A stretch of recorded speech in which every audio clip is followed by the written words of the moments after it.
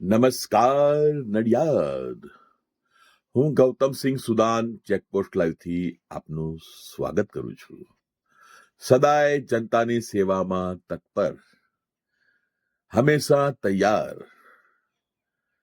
જનતાની સેવામાં આપનો સેવક ગૌતમસિંહ સુદાન હંમેશા હાજર છે.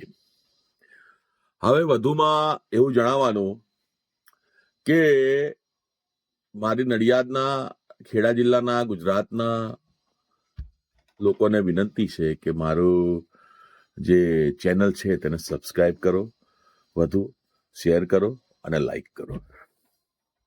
તમારા સાથ અને સહકારથી 10,000 ફોલોવર થઈ ગયા છે મારા, અને વધુ તમે સાથ સહકાર આપશો તો અતિ ઉત્સાહિત મુદ્રામાં વધારે સારું કામ કરવામાં આવશે.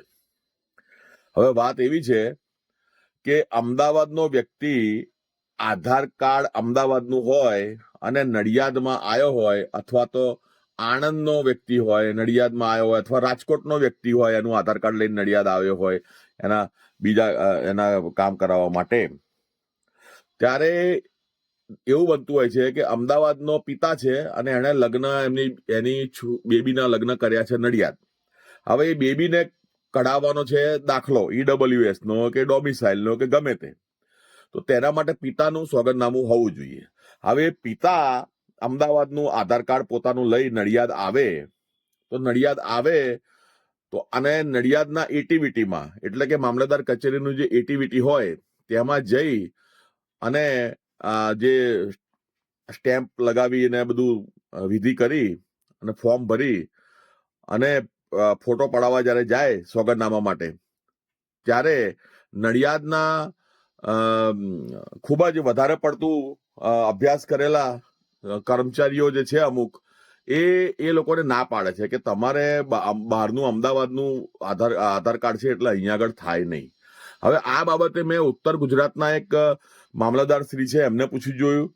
મેં કહ્યું તમે લોકો બહારનું આવું આધાર કાર્ડ હોય તો કરો છો? કે હા અમે તો કરીએ છીએ. અમે સુરતનું આધાર કાર્ડ હોય તો અમે તો અહીં એફિડેવિટ કરી નાખીએ છીએ. બરોબર, પાલનપુર બાજુની વાત છે. કહેવાનો મતલબ એ છે કે જો ત્યાં આગળ ગુજરાત છે તો નડિયાદ પણ ગુજરાતમાં જ છે. નિયમ તો બધે સરખો લાગુ પડે.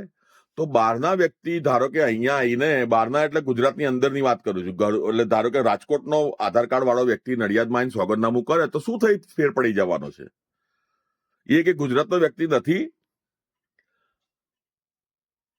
અને આ અગાઉ પણ નડિયાદમાં આવું થયેલું છે. બહારના વ્યક્તિઓના સોગંદનામા થાય. અમુક માણસો માટે સ્પેશિયલ પ્રિવિલેજ આપવામાં આવે છે અને અમુક માણસોને, અમુક લોકોને ના પાડી દેવામાં આવે છે.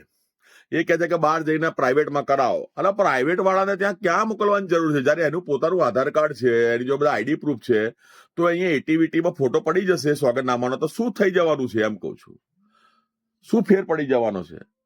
પણ ના, આ તો પોતાના કાયદા બનાવવા છે આ લોકોને, અમુક જણાને. અને એ પાછા અમદાવાદથી નડિયાદ આવે છે નોકરી કરવા માટે.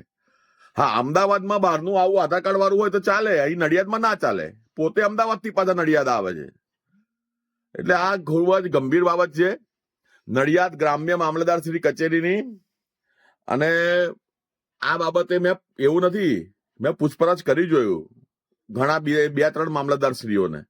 એમણે એવું કહ્યું કે અમે તો આવું કરીએ છીએ, બીજાનું બહારનું હોય આધાર કાર્ડ તો અમે તો એફિડેવિટ અમારી એટીવીટીમાં કરાવડાવીએ છીએ. તો અહીંયા નડિયાદમાં કેમ નથી થતું? ગ્રામ્યમાં મામલતદારશ્રીની કચેરીમાં એમાં કેમ આ રીતના ભેદ? કેમ લોકોને તકલીફ પડે એવું કામ કેમ કરવાનું? એટલે આ બાબતે મારી નમ્ર વિનંતી છે માનનીય કલેક્ટર શ્રી સાહેબને કે જો એવો કોઈ પરિપત્ર હોય તો બહાર પાડો, તો આ જે મામલતદાર શ્રીઓ છે એમને બી ખબર પડે અને જનતા છે એમને બી ખબર પડે કે આ રીતે બહારના આધાર કાર્ડ વાળા હોય ગુજરાતની અંદરના, બીજા જિલ્લાના કે બીજા સિટીના, તો એ નડિયાદ ધારો કે આયા હોય, નડિયાદ વાળો ત્યાં ગયો હોય તો એ લોકો એટીવીટીમાં એફિડેવિટ કરી શકે. જય હિન્દ, જય ભારત.